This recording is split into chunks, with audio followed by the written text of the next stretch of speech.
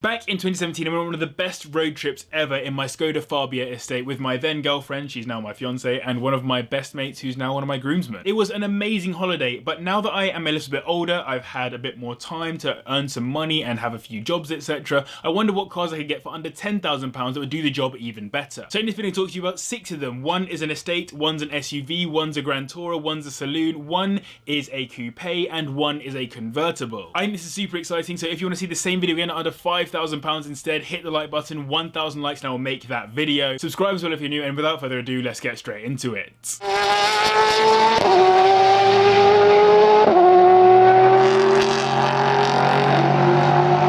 When I think of a cheap SUV for a road trip, I think about cars like the Porsche Cayenne, the BMW X5, the Audi Q8, the Range Rover, and other major SUVs along those lines. But for this video, I actually wanted to include the Lexus RX 450h, as it's a little bit different, but it's absolutely perfect for road tripping in my books. It comes with a 3.5 litre V6 engine with 3 electric motors attached to produce a combined 294 brake horsepower, taking it to 60 in 7.6 seconds, not crazy fast or anything like that, but perfectly serviceable for a car of its size.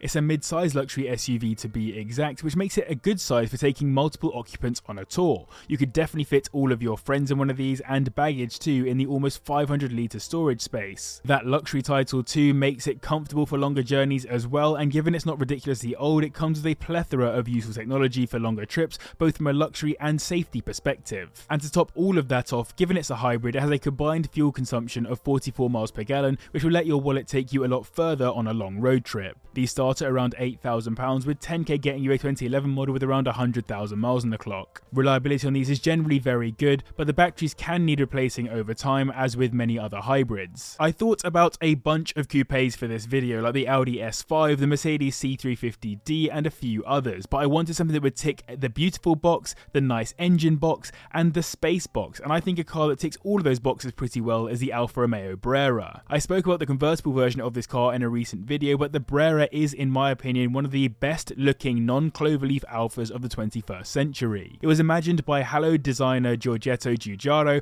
and comes with a 3.2 litre V6 engine, which makes 256 brake horsepower, taking it to 60 in 6.6 seconds, and it's all-wheel drive if you get a Q4 model. It does have rear seats, but I wouldn't recommend them for a long road trip. For me, these seats offer extra storage space for a 2-person road trip rather than anything else. There were initially 2 specs, and if you want the more luxurious one, go for the Skyview, which gives you a glass panoramic roof. If it's performance you're after, then in the UK you can go for a Brera S, which was co-developed with ProDrive to address some of the complaints about the standard car not handling or driving particularly well. Either way, these start at around £5,000, and 10k gets you a 2011 example with under 50k on the clock. Gearboxes can give problems, and at 100,000 miles it does need 3 new timing chains, but they're not bad cars mechanically. It's time to talk about the estate, and for me the BMW 335d Touring has to be the correct choice as a road tripper. Plenty of space in the boot, in fact 450 litres of luggage capacity, an integrated roof rack, 5 seats, 5 doors, and 41 miles per gallon fuel consumption, all combined with a pretty insane set of performance figures. It has a 3 litre twin turbocharged diesel inline-6 engine which produces 281 brake horsepower, but more interestingly 580 newton meters of torque, which gets to 60 in 6.1 seconds. Even though I love the Brera and the 3 cars that are still to come on this list as well, if I was on a road trip with more than just one other person, this is 100% the car I would be taking from this list. It comes in either SE or M Sport specs, and though there's limited difference mechanically, the M Sport does look a lot more aggressive, and now that we have the M3 Touring in the current generation 3 Series,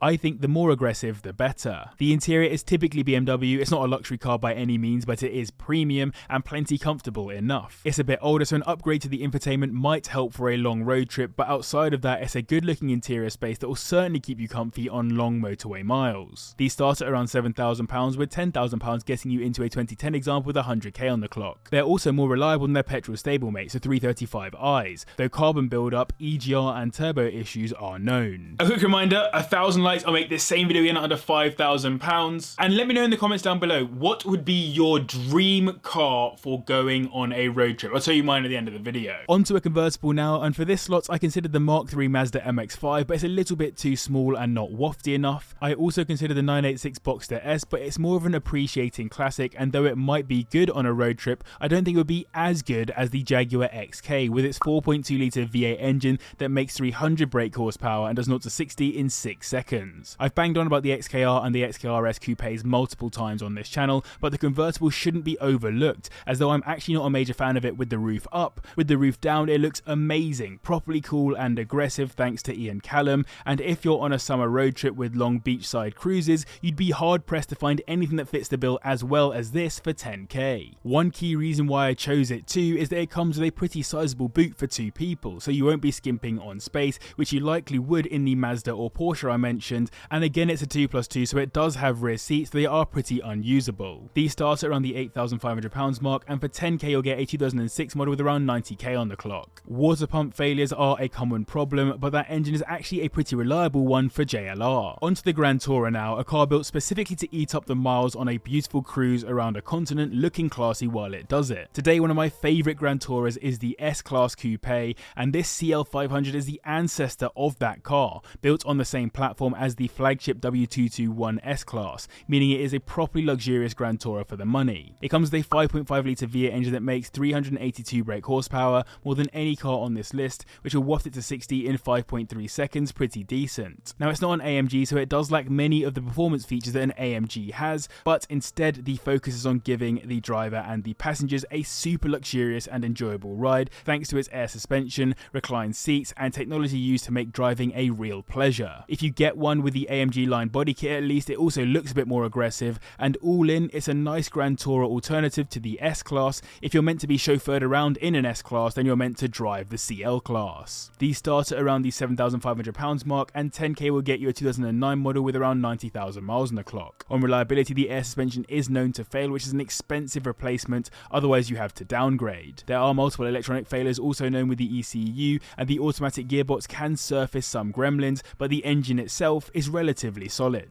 Taking the top spot we have the Saloon, but it's also a car you could have had in the estate slot, the Audi S4, specifically with a 3 litre supercharged V6 engine that makes 328 brake horsepower, taking it to 60 in a list-topping time of 4.9 seconds, pretty punchy. First of all, you know I had to get a supercharged car into the video, knowing how much I love the whine of my own supercharged MX-5. Driving a supercharged S4 goes against the grain of turbos and twin turbos, providing more linear power delivery and a feeling more close to that of a naturally aspirated engine, but of course, turbo versus supercharger is just personal preference. The S4 comes with a lot of boot space, 5 seats, and insane levels of performance with a generally understated package. It is a bit of a sleeper unless you're actually into cars, especially given the fact that it's not as aggressive looking as the RS4, which is still sometimes named a sleeper. The interior is a bit sportier than many of the other cars on this list, but that doesn't mean it's not comfortable still, and it's a car that you legitimately could take on a long road trip with more than one other passenger. These are at the top end of our price range though, starting at £9,500, so 10k will get you a 2011 model with around 90k on it. Water pumps and thermostats are both known problems, and there are a few other issues that a few owners have had to deal with around the powertrain, but generally they're pretty good cars. So I hope you guys enjoyed this video. If you did, remember to hit the like button and subscribe as well if you're new. I said I'd tell you my answer to that question. It would probably be the RS6 or maybe the Panamera E-Hybrid. One of those two would be really cool because I like having more people on my trips. It could be cool to go in a 2-seater, but I like having friends around, so I'd probably take